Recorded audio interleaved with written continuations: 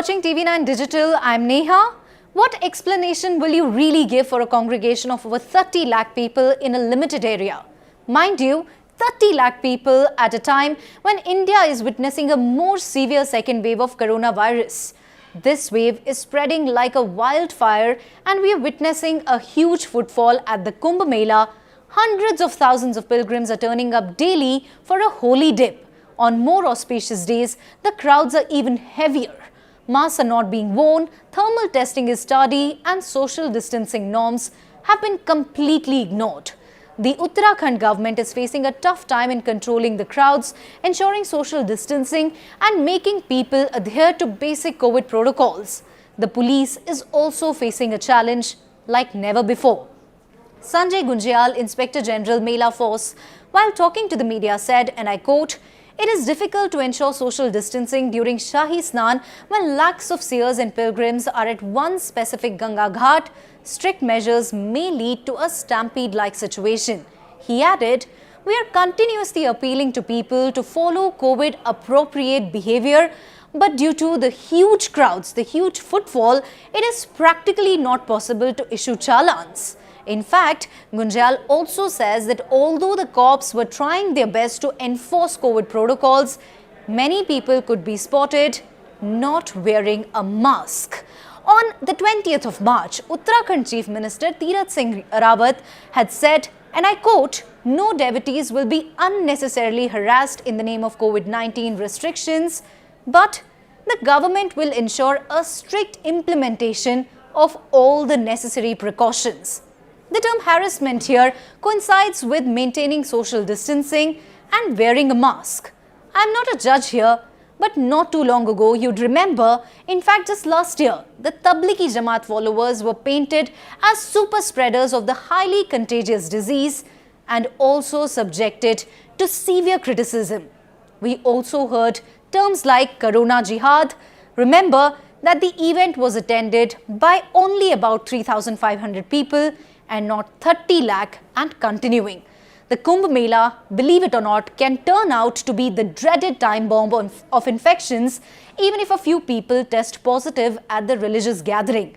I spoke to renowned immunologist Dr Sitesh Roy a little while ago to understand the dangers emanating from the huge crowds present at the Kumbh Mela.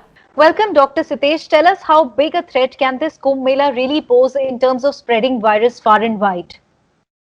So, Neha, it's a very big threat in my opinion because we've already crossed 1.5 lakh cases a day. The cases are exponentially increasing, and the new variants and the double mutants of these viruses that are in our circulation are clearly through super spreaders, where one person can spread it to 10, 20, 30 people at a time.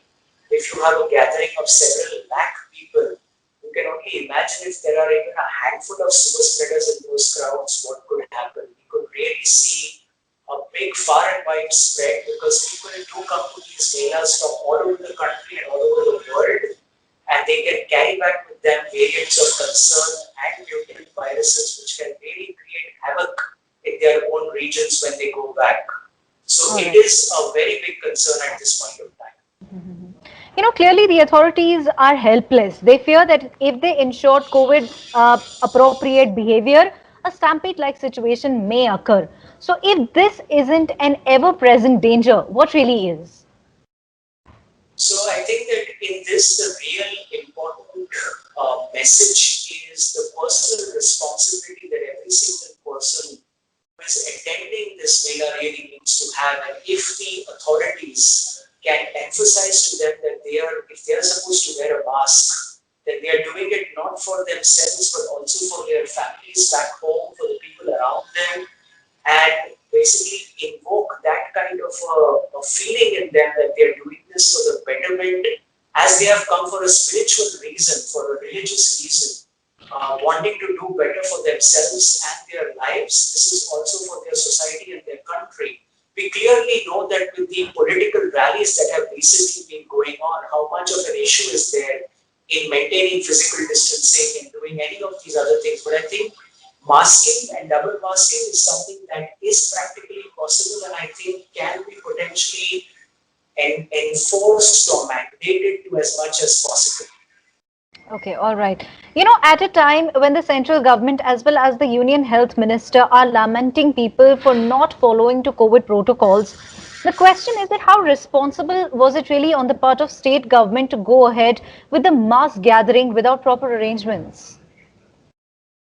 So I would say that it is certainly something that is concerning to see and happen, because on one side we tell people don't have gatherings for marriages, functions, even for death ceremonies, and on the other hand we have political rallies where thousands and lakhs of people are coming, and now Kumbh Mela where potentially lakhs of people are coming, and there isn't any plan in place to either keep people apart or make sure that they're all wearing their masks or do any of these things. So I think this is just an example of having a country of 135 crores where we are faced with such huge practical difficulties every single day, where unless the people who are leading them, the people who are, let's say, the religious leaders or the group leaders, really take on the responsibility and pass it on to their groups or teams of people who are coming there, this would be a very difficult situation to manage. And I think the authorities really have to look at reaching out to each of these groups and people in small places, in small numbers, so that the message and the importance of at least masking, hand washing, hand sanitizing can be emphasized, because we see cholera outbreaks or gastroenteritis outbreaks at Kumbh Mela almost every year, which is just a simple waterborne disease. And now we are talking about an airborne and an aerosol-borne disease with super spreaders. So I think it's a huge problem that we have to really reassess and decide what should be done or not done. Okay. Lastly, Dr. Sitesh, the second COVID-19 wave is spreading much faster than what we got to witness during the first wave, and people aren't really, adhering to COVID appropriate behavior. The question is that how do we proceed further with these real threats? So I would say that the message that has to be given to people through their doctors, through their healthcare professionals, through the media, through their beloved celebrities, through everyone else, should be as intense as it was during the first wave.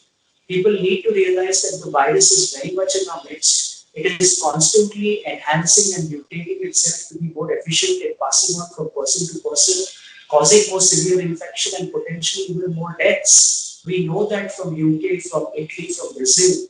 So people have to realize that wearing the face mask is not an option, it's a mandate. They need to realize that hand washing, sanitizing, all of these things must be continued consistently if we have to get ahead of this virus, and take your vaccines when your time comes in a right manner. A year later, from the time when the coronavirus first arrived in India, we have clearly lost control over the spread of the virus.